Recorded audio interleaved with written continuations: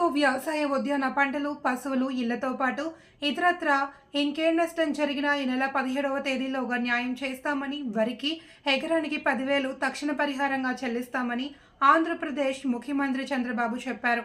దెబ్బతిన్న ప్రతి ఇంటిని నిర్మిస్తామని, ఆటో సైకిల్ రిక్షా పాడైతే 10,000 రూపాయలు చొప్పున ఇస్తామని హామీ ఇచ్చారు. ఏదో 2,500 2,500 చాలదు కాబట్టి కనీసం బట్టల కోసం వంట సామాగ్రి కోసం 5,000 చొప్పున ప్రతి ఒక్క కుటుంబానికి 10,000 ఆర్థిక సహాయం చేస్తాం. మగవాళ్ళకు గాని ఆడవాళ్ళకు గాని అందరికీ బట్టలు కూడా సరఫరా చేయమన్నా. మీ ఇండ్లన్నీ గాని దెబ్బతింటే పూర్తిగా కొత్త ఇండ్లు కట్టించే బాధ్యత మేము తీసుకుంటాం. అంతవరకు నష్టపరిహారం కూడా ఇచ్చి మిమ్మల్ని ఆదుకుంటాం. ఎవరైనా తోపుడు బండ్లు ఉంటే 10,000 15,000 ఖర్చు పెట్టి కొత్త బండ్లు పూర్తి ఖర్చుతో అది కూడా ఆధునికమైన బండ్లని మీకు ఇప్పించే బాధ్యత మాది. ఎక్కడన్నా కానీ ఆటో రిక్షాలు గాని లేకపోతే సైకిల్ రిక్షాలు గాని పోతే వాళ్ళందరికీ ఒక్కొక్కరికి 10,000 రూపాయలు సహాయం చేసే బాధ్యత ఈ ప్రభుత్వం తీసుకుంటుంది. కలెక్టర్కి స్పష్టమైన ఆదేశాలు ఇస్తున్నాం. 17వ తారీఖు లోపల మీ అందరికీ న్యాయం చేసే బాధ్యత ఆయన తీసుకుంటారు.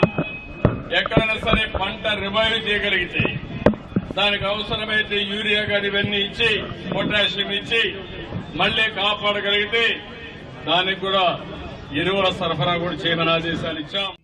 తెలంగాణ రైతు ఆత్మహత్యలకు ప్రభుత్వమే కారణమని దుయ్యబట్టారు. రైతు రుణమాఫీ పేరుతో వారిని వంచనకు గురిచేసి ఆత్మహత్యలకు ప్రేరేపిస్తుంది అని, ఇంకెంతమంది రైతులు ఆత్మహత్యలు చేసుకుంటే మీ కళ్ళు చల్లారుతాయి. రేవంత్ రెడ్డి ఢిల్లీ యాత్రలు చేయడం కాదు, రాష్ట్రంలో ఏం జరుగుతుందో చూడు, రైతులు ఆత్మహత్యలు చేసుకోవద్దు, ధైర్యంగా ఉండాలి అని కోరుతున్నాను అని కేటీఆర్ ఆగ్రహం వ్యక్తం చేస్తూ ట్వీట్ చేశారు. వైఎస్ జగన్ పాస్పోర్ట్ 5 ఏళ్లు రెన్యువల్ చేయాలి అని ఆదేశం, షరతులు రద్దు చేయడం కుదరదన్న హైకోర్టు. పూచీకత్తు సమర్పించాల్సిందేనని ఆదేశం. జగన్ పాస్పోర్ట్ పునరుద్ధరణలో విజయవాడ ప్రత్యేక కోర్టు విధించిన పూచీకత్తు షరతు రద్దు చేసేందుకు హైకోర్టు నిరాకరణ.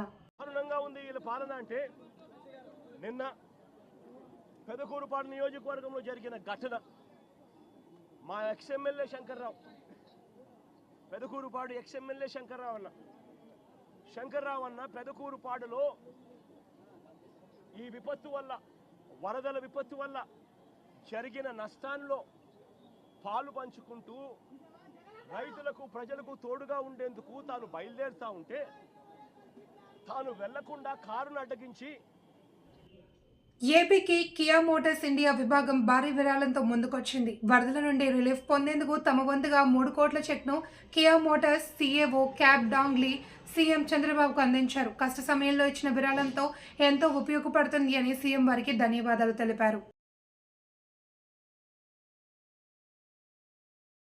గుంటూరు జిల్లాలో భారీ వర్షాలు, వరదల కారణంగా నష్టపోయిన పంటల పరిశీలన కోసం కేంద్ర బృందం గురువారం గుంటూరు వచ్చింది. ముందుగా కలెక్టరేట్ కార్యాలయంలోని శంకరన్ కాన్ఫరెన్స్ హాల్లో ఏర్పాటు చేసిన వరద ప్రభావిత ప్రాంతాల ఫోటోల ప్రదర్శనని బృందంలో సభ్యులు పరిశీలించారు. అనంతరం కలెక్టరేట్ నుండి బయలుదేరి పెదకాకాని, మంగళగిరి, తూళ్లూరు ప్రాంతాల్లోని పంట పొలాలు, వరద ముంపు గ్రామాలలో పరిశీలించనున్నారు. అనంతపురం జిల్లా రామగిరి మండలం పేరూరు గ్రామంలో గౌరమ్మ పండుగ సందర్భంగా దేవతకు గురువారం ప్రత్యేక పూజలు నిర్వహించారు. ఈ సందర్భంగా సుబ్బనాచార్యులు మాట్లాడుతూ పేరూరు గ్రామంలో గౌరమ్మ పండుగను కొన్ని శతాబ్దాలుగా జరుపుకుంటున్నామని అన్నారు. అలాగే పంచాంగాన్ని శాస్త్రోక్తంగా రాసి పండుగను గ్రామ ప్రజలు నిర్వహించుకున్నామన్నారు.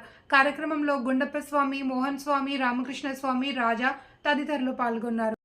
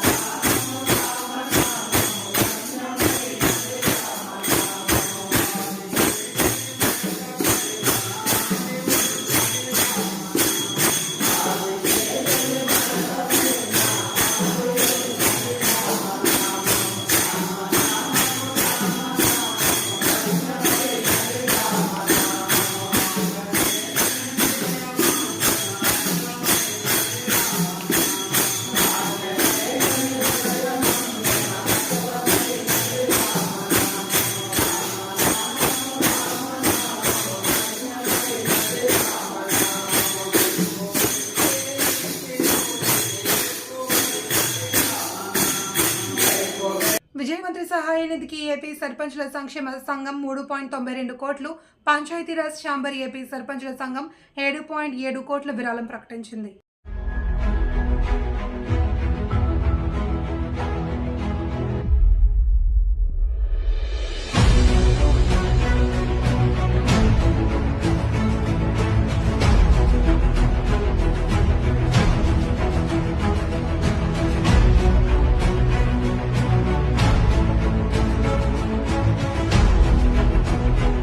ఇది మొత్తం రాష్ట్రంలో ఉన్న 13,000 మంది సర్పంచ్ ఉంది, అలాగే 10,000 మంది ఎంపీటీసీ ఉంది, 600 మంది ఎంపీపీలు, 600 మంది జెడ్పీటీసీ.